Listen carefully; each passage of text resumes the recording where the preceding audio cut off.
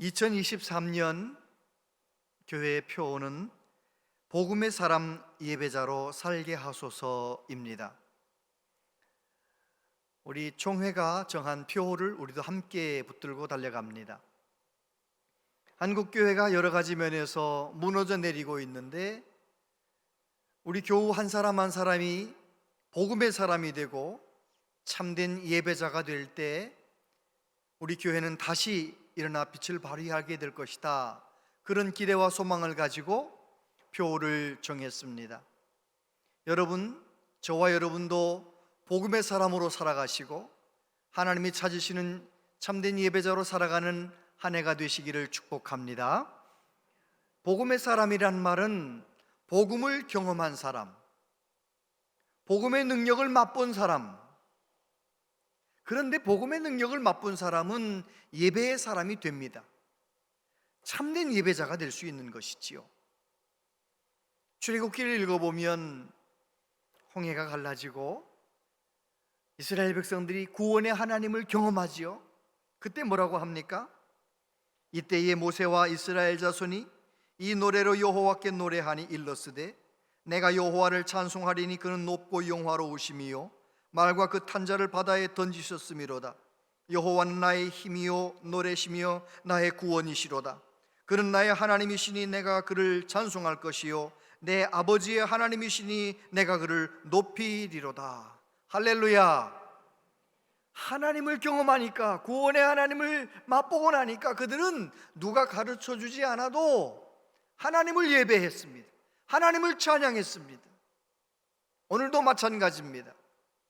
살아 역사하신 하나님을 내 삶의 현장에서 만나고 하나님의 구원의 손길을 내 심령 가운데 경험하고 마음에 벅찬 마음으로 늘 하나님께 예배하고 예배의 성공자가 되시기를 축복합니다. 로마서는 사도 바울이 3차 전도 여행을 마치고 예루살렘에 가기 전에 겨울을 지나기 위해서 고린도에 3개월 정도를 머물렀습니다.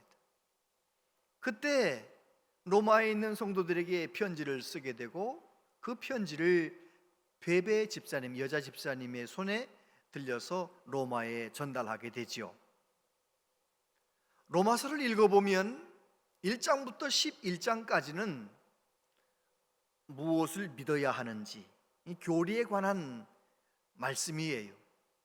그리고 12장부터 마지막 장까지는 어떻게 살아가야 하는지, 삶에 관한 교훈이 들어있죠.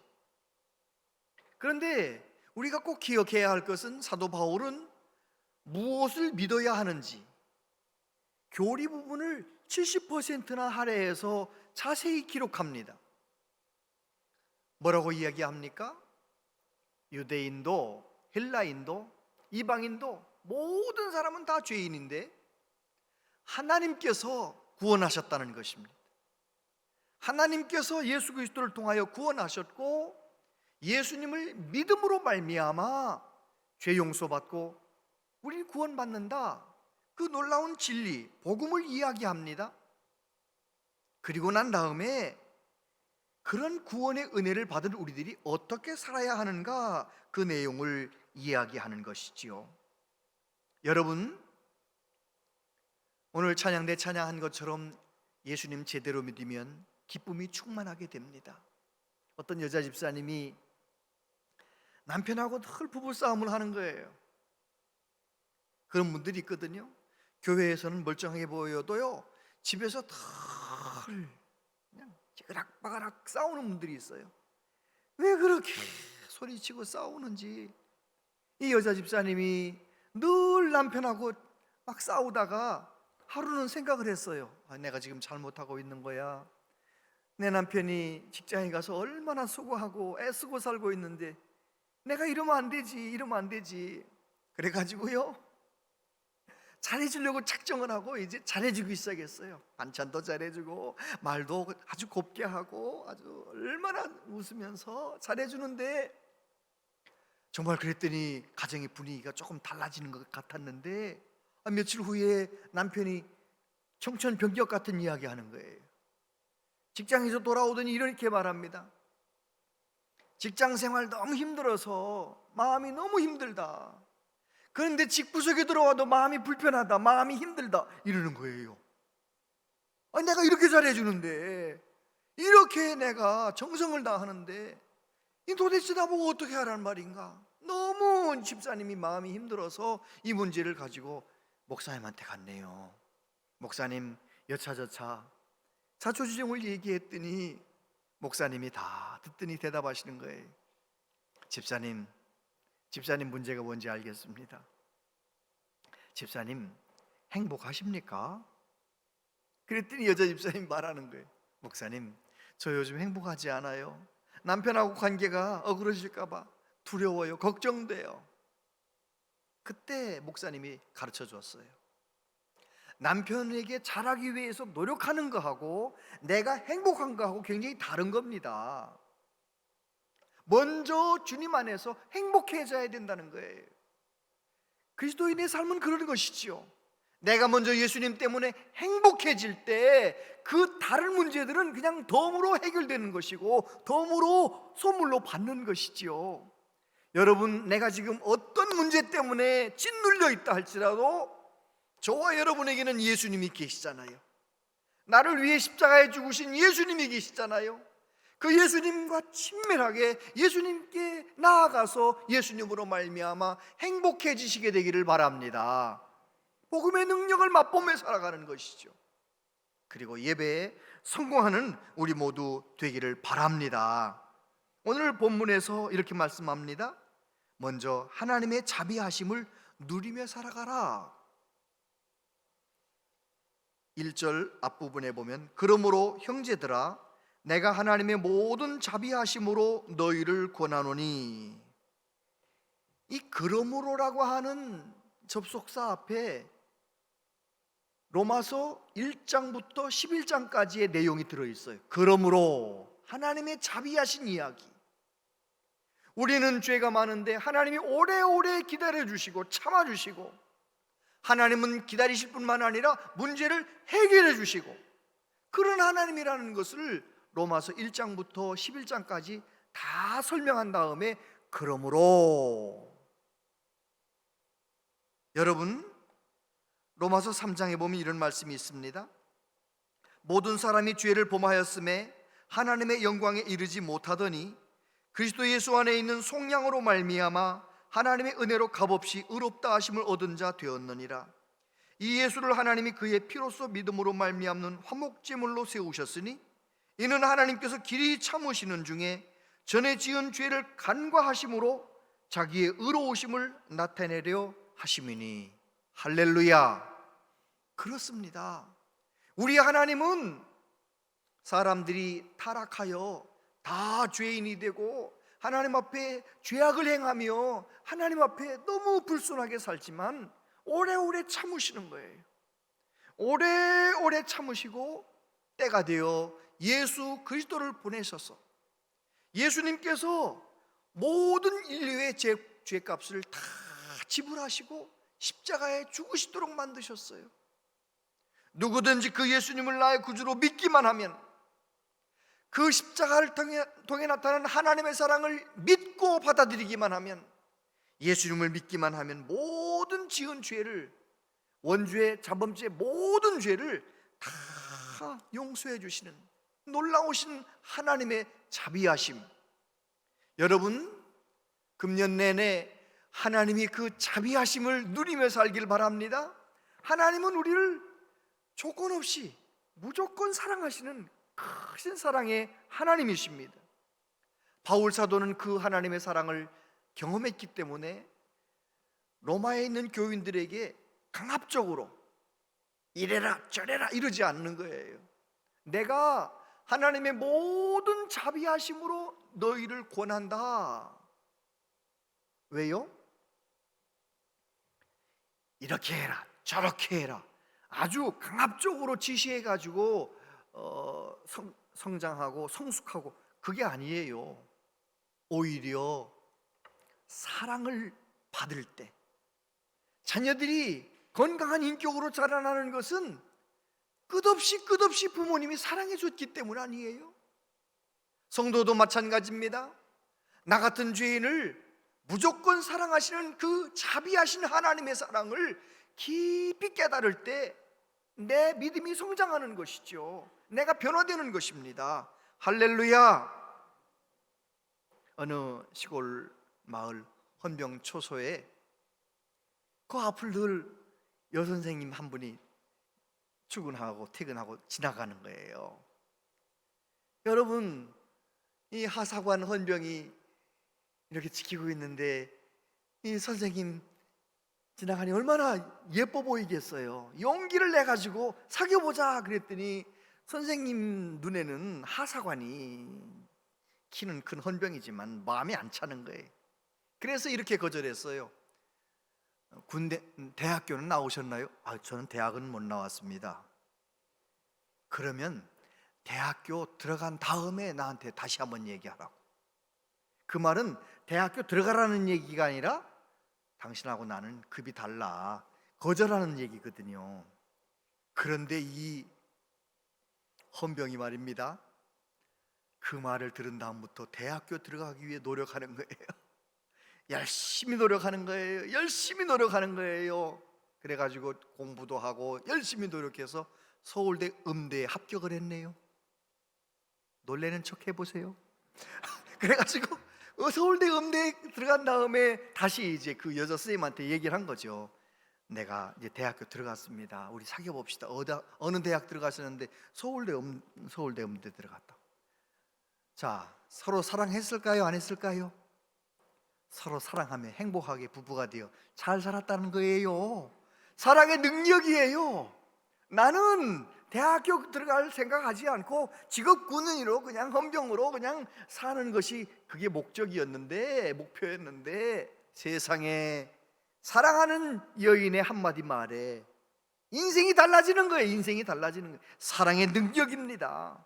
여러분, 하나님의 자비하신 그 사랑, 나를 오래오래 참아주시고 기다려주시고 넘어지면 일으켜 세워주시고 늘 붙들어 주시는 하나님의 다함이 없는 사랑, 끝없는 사랑, 그 사랑을 맛보며 살아가는 저와 여러분들 되길 바랍니다. 내가 먼저 그 사랑을 경험하고 그 사랑으로 다른 사람에게 말하는 거죠. 다른 사람이 그 사랑 흘러보내는 것이죠. 2023년 한 해는 그렇게 하나님의 자비하심을 경험하며 전하며 살아가는 우리 모두 되길 바랍니다. 그리고 두 번째로는 삶으로 예배하는 사람이 되라. 1절 뒷부분에 보면 너희 몸을 하나님이 기뻐하시는 거룩한 산 제물로 드리라. 이는 너희가 드릴 영적 예배니라. 여러분 혹시 이런 말 들어보셨어요? 교회 다니는 사람이 왜 저래? 교회 안 다니는 사람이 하는 얘기죠. 교회 다니는 사람이 왜 저래? 만약에 우리 자녀가 이렇게 말한다면 얼마나 불행합니까? 우리 엄마 아빠가 보여주는 삶이 진정 예수님을 따르는 삶이라면 나는 예수님 안 따르겠습니다. 만약에 그렇다면 얼마나 불행한 거예요. 열심히 살아가는 교회 안 다니는 어떤 사람이 우리는 하나님이 있다고 믿지도 않고 사는데도 하나님 계시다고 믿고 살아가는 교회 다니는 사람들을 우리보다 도덕적으로도 윤리적으로 상식적으로 너무 수준 떨어진단 말이야. 뭐 이렇게 말하는 말 혹시 안 들어보셨어요? 여러분, 정말 우리가 예수님 믿고 하나님의 자녀라면 내 삶의 주인을, 내 삶의 이 운전대를 주님께 맡기고 주님 뜻대로 살아갈 때 주님의 사랑이 흘러가고 하나님의 영광이 나타날 텐데 그렇지 못한 거죠. 길을 가다 보면 초보 운전이라고 딱 붙여놨어요. 그런데 초보 운전하는 것을 옆에서 보면 티가 납니다. 어떤 차는요 초보 운전이라고 딱 붙여놓고요 운전하는 게 초보 운전이 아니에요. 싹 들어왔다가 싹 빠져나갔다. 이야, 그런 사람은 제가 또 한번 가서 확인합니다. 빨리 달려가가지고 이렇게 보거든요. 초보 운전자들은 이렇게 운전하는데 이 사람은 운전대를 이렇게 쫙 뭐 경력 많은 사람처럼 딱 여유 있게 잡고 있는 그 사람은 초보 운전 딱지는 붙여놨지만 초보 운전이 아닌 거예요. 여러분, 예수 그리스도 나의 구주로 믿는 그리스도인이라는 딱지는 붙여놓고 살면서 모든 온양 사람들이, 많은 사람들이 내가 교회 다니는 거 온양제일교회 집사님이고 권사님인 거 다 아는데 말이에요. 내가 예수님 믿는 사람처럼 살지 않으면 사람들이 너무너무 실망하는 거죠. 저렇게 믿으려면 난 교회 안 다니겠다 이러잖아요. 방송국에 가면 온에어라고 적혀 있어요. 온에어란 말은 방송, 생방송이 진행되고 있습니다, 그런 뜻이잖아요. 스튜디오에서 온에어. 여러분, 오늘 성경 말씀에서 너희 몸을 하나님이 기뻐하시는 거룩한 산 제물로 드리라. 너희 몸이라고 할 때 이 몸은 헬라어 사르크스, 이 살점을 말하는 게 아니에요. 육체 덩어리를 말하는 것이 아니고 소마라고 하는 단어를 썼는데, 이 소마라고 하는 단어는 뭐냐면 지정의를 포함한 그의 인격과 그의 모든 삶을 다 의미하는 말이에요. 소마, 너희의 모든 삶을 하나님이 기뻐하시는 거룩한 산 제물로 드리라. 여러분, 우리 예배가 예배당 안에서는 온에어 예배 중, 생방송으로 예배 중, 그리고 딱 예배당 문 밖에 나가면 이 예배 중인 온에어는 꺼져버리고 내 마음대로 사는 거예요. 내 마음대로, 내 뜻대로 그냥 그렇게 살아가면은 안 되는 것이죠. 우리는 집에서 혼자서 핸드폰을 보고 있을 때도 온에어, 집에서 내가 음식을 만들고 요리하면서도 온에어, 내가 하는 모든 일들이 하나님이 받으시는 산 제물이 되도록 그렇게 살아가라고 말씀하고 있어요. 하나님은 그런 예배자를 찾으신다는 것이지요. 바클레이 주석가는 1절 말씀을 그렇게 주석했어요. 그러므로 너희 몸과 내가 매일 행하여야 하는 모든 일들, 상점, 공장, 조선소, 광산 등에서 하는 모든 일들, 이 모든 것을 예배 행위로서 하나님께 드리라. 내 직장 생활도 하나님께 예배하듯이, 내 가정의 가사일도 하나님께 예배하듯이, 내가 사람들 만나서 대화하는 모든 것도 하나님이 영광 받으시도록, 할렐루야, 그게 진정한 예배자라는 거예요. 하나님이 찾으시는 예배자라는 거예요. 우리가 예배당에서 드리는 이 예배가 진짜 성공한 예배인지 어디에서 판명이 나느냐? 우리 예배당 밖에서 일주일의 삶 가운데서 판명이 나는 거예요. 가정에서 예배자로 살아가는가? 일터에서 예배자로 살아가는가? 우리 지역사회에서 내가 예배자로 살아가는가? 너희 몸을 하나님이 기뻐하시는 거룩한 산 제물로 드리라. 이것이 너희가 드릴 영적 예배니라. 영적 예배라는 것은 합당하게 마땅히 드려야 할 예배라는 거예요. 마땅히 드려야 할 예배. 저와 여러분들이 삶의 예배에 성공하는 은혜가 있게 되기를 바랍니다. 세 번째, 그러기 위하여 본받지 말고 변화를 받으라라고 말씀하세요.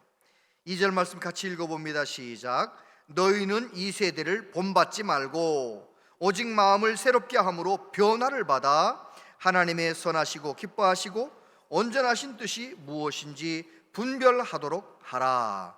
아멘. 여러분, 우리가 우리의 몸으로, 우리의 삶으로 하나님께 예배하는, 하나님 찾으시는 예배자가 되려면 이 세대를 본받으면 안 된다는 거예요. 이 세대를 본받지 말고. 그 말은 사도 바울 시대에 그 타락한 세상 문화, 그 세상 문화 본받지 말라는 거예요. 이 본받지 말라는 말을 조금 더 쉽게 설명하면 세상 문화에 익숙해지지 말아라. 세상 문화에 동화되어 가지 말아라 라는 거예요. 여러분, 우리는 조금만 믿음의 양심을 가지고 사는 사람이라면 저건 아닌데 하는 일들이 얼마나 많아요. 얼마나 많아요. 이거는 아니라고 생각되는 것들은 거절할 줄 알아야 된다는 것입니다. 구별된 삶을 살아가야 된다는 것이지요. 예를 들자면 요셉이 애굽에서 종살이 할 때 보디발의 아내가 요셉을 향하여 자기 하인이니까 자기 마음대로 동침하자 막 그러잖아요. 제가 여쭤볼게요. 보디발의 아내가 특별하게 음란한 여자라서 그랬다. 1번. 그 당시 장군님의 사모님들은 그런 일이 흔히 있었다. 2번. 1번 같아요? 2번 같아요? 지금 이 말씀의 맥락에 의하면 2번이라고 대답하셔야 맞아요. 맞아요. 요셉도 알고 있었어요. 높은 사람들, 권력 있는 사람들의 사모님들은 자기 종들 중에 아주 잘생긴 종들하고 그렇게 나쁜 짓 하며 산다는 거 다 알아요. 그게 그 당시 애굽의 문화였어요. 요셉도 알고 있었지만 자기 마님이 이야기할 때 난 아니라는 거예요. 하나님 앞에 그런 죄 범할 수 없다는 거예요. 여러분, 이 세상 문화에 너무 익숙해지거나 세상 문화의 이 흐름에 내가 맞춰 살기 위하여 자꾸 술 마시는 데 가고 아무튼 막 쾌락과 즐거움 이런 안 되는 거예요. 안 되는 거예요.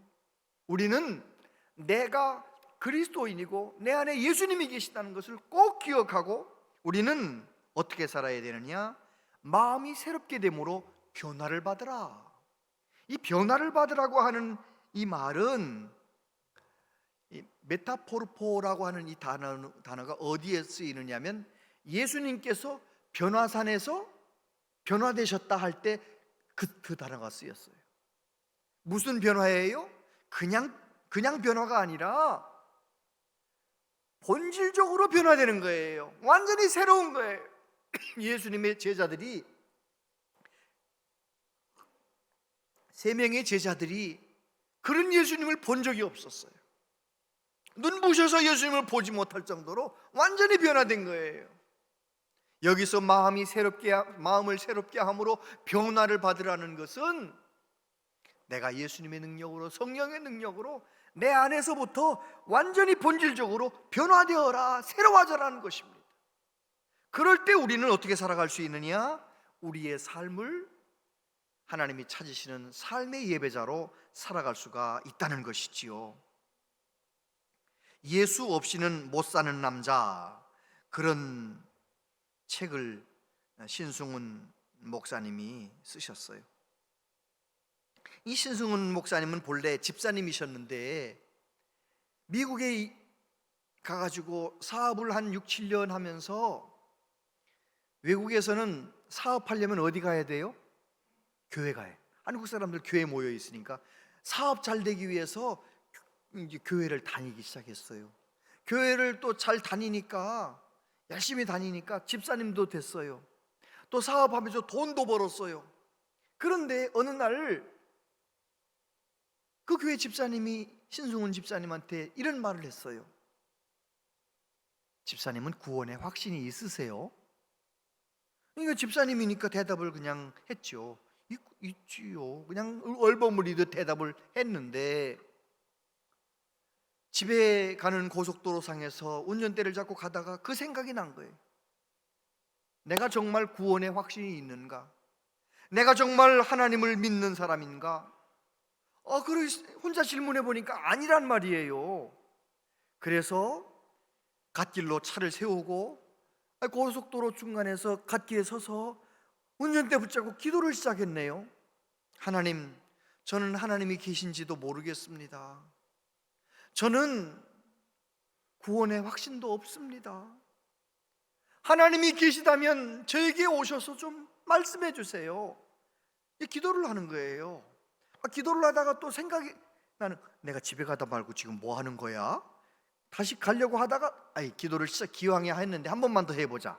그래가지고 또 다시 똑같은 내용을 기도하는 거예요. 하나님이 계신 줄 모르겠는데 하나님 계시다면 저 좀 알려주세요. 제게 말씀해 주세요. 제게 와서 알려주세요. 아무 감동이 없는 거예요. 이분이 그래도 3-4번이다, 한 번만 더 해보자, 그래가지고요 하나님 앞에 정말 간절한 마음으로, 하나님이 계신지 전 잘 모르겠습니다. 하나님이 계시다면 하나님은 저한테 오실 수 있잖아요. 저는 하나님 앞에 갈 수 없어요. 하나님이 계시다면 좀 알려주세요. 저도 하나님을 좀 만나고 싶어요. 하나님 내게 오셔서 말씀해 주세요.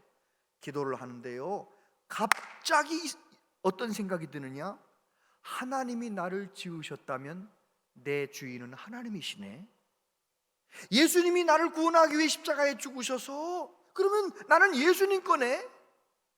아하, 그런데 나는 하나님의 건데, 예수님 건데 내 마음대로 살았네. 이런 생각이 딱 들면서 갑자기 운전대 붙잡고 회개 기도를 하는데 눈물 펑펑 흘리면서 한 40분 정도를 그렇게 울며 기도를 했대요. 자, 이 신승훈 집사님 구원의 확신이 생겼을까요? 안 생겼을까요? 경험 있는 분들은 알잖아요.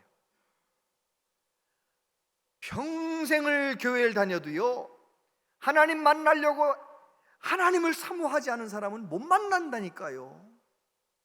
그런데 1년을 다녔든 2년을 다녔든 하나님 나 좀 만나주세요. 하나님 나 알고 싶어요. 하나님 내 마음 가운데 역사해 주세요. 하나님을 향해 사모하는 마음으로 기도하고 하나님께 간구하면 하나님은 만나주시거든요.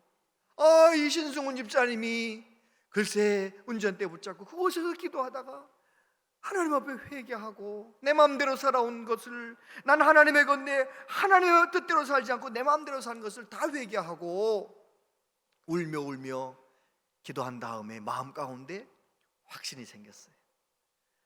여러분, 그렇게 하나님을 만나면은요, 성경의 모든 말씀이 그냥 믿어집니다. 천지를 창조하신 하나님이 믿어집니다. 예수님 보내주신 하나님이 믿어집니다. 모든 말씀이 그냥 믿어지는 거예요. 은혜로 와닿는 거예요. 할렐루야. 그래 신승훈 집사님이 결국은 목사님이 나중에 되어서 얼마나 예수님 없이는 못 사는 남자, 그런 책을 썼다니까요. 여러분, 그래요, 저와 여러분도 2023년을 어떻게 살면 가장 잘 사는 것인가? 복음의 능력 가운데 내 마음의 변화를 받아 복음의 능력을 맛보며 살아가는 사람, 마음이 중요합니다. 잠언 4장 23절 같이 한번 읽어보세요. 시작. 모든 지킬 만한 것 중에 더욱 내 마음을 지키라. 생명의 근원이 이에서 남이니라. 여러분, 내 마음에, 내 인격에, 내 심령 가운데 무엇으로 채우고 있습니까? 하나님의 말씀으로 채우고 성령의 기름 부으심으로 채우며 살아가는 우리 모두 되길 바랍니다. 세상의 온갖 지식들, 온갖 정보들, 온갖 드라마 이런 것들로 채우지 말고 저와 여러분들이 하나님의 은혜로 채우고 말씀으로 채우고, 그래서 복음의 능력 가운데 살아가는 우리 모두 되시기를 바랍니다. 그렇게 복음의 능력 가운데 살아가는 사람은요, 예배당에서 예배드리는 것이 그렇게 감격스러울 수가 없어요. 그리고 예배당에서의 예배가 예배당에서의 예배로 끝나는 것이 아니라 예배당 밖에서도 예배자로, 하나님이 찾으시는 예배자로 살아가는 거죠. 우리 교회가 그런 교회가 되기 위하여 여러분 카톡에 확인하셨나요? 우리 교회 모든 성도님들은 카톡 단톡방, 같은 나이에 남선교회, 여선교회 나뉘어서 한 10명씩 20명씩 이렇게 모아지는데, 좀 20명 넘는 분들은 또 반으로 나눠가지고 이제 한 10명, 12명, 9명, 10명 이렇게 해서 우리 교회가 다 나눠질 거예요.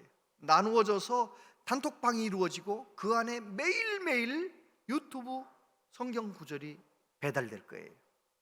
그러면 여러분은 그것을 하루에 15분 내지 17분 정도 읽는 거니까요, 매일 클릭해서 시간 내서 꼭 읽으시기 바랍니다. 성경을 읽으시고 성경을 읽으시다가 어느 날 살아있는 말씀으로 내가 은혜 받고 말씀으로 채워지고 하나님의 은혜로 채워지고, 그래서 삶의 현장에서 그 말씀을 적용하면서 하나님이 찾으시는 참된 예배자가 되시기를 바랍니다. 그리고 그 단톡방에다가 중학교 1학년짜리 때문에 정말 너무너무 힘들거들랑 그 단톡방에 있는 사람들은 거의 대부분 중학교 1, 2, 3학년 아이들 키우는 엄마 아빠들이잖아요. 거기다 그냥 그렇게 느낌 그대로 쓰세요.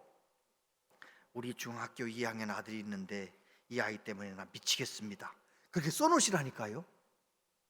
그러면 제가 그걸 늘 같이 매일매일 보니까 우리 집사님 자녀가 사춘기 자녀 때문에 고생을 많이 하는구나. 주여 붙들고 기도하지 않겠어요? 단톡방에 있는 모든 식구들도 우리 아이는 초등학교 4학년 때 시작해가지고 중학교 1학년 때 끝났는데 이 집사님은 지금 아이가 사춘기로구나. 위에서 기도해주고, 할렐루야! 서로 위에서 기도해주고, 서로 말씀으로 서로 격려하면서 믿음 안에서 1년을 잘 달려가면서 하나님이 찾으시는 참된 예배자 다 되시기를 바랍니다. 영혼이 잘됨같이 범사가 잘되고 강건한 삶을 살아가시게 되기를 축복합니다.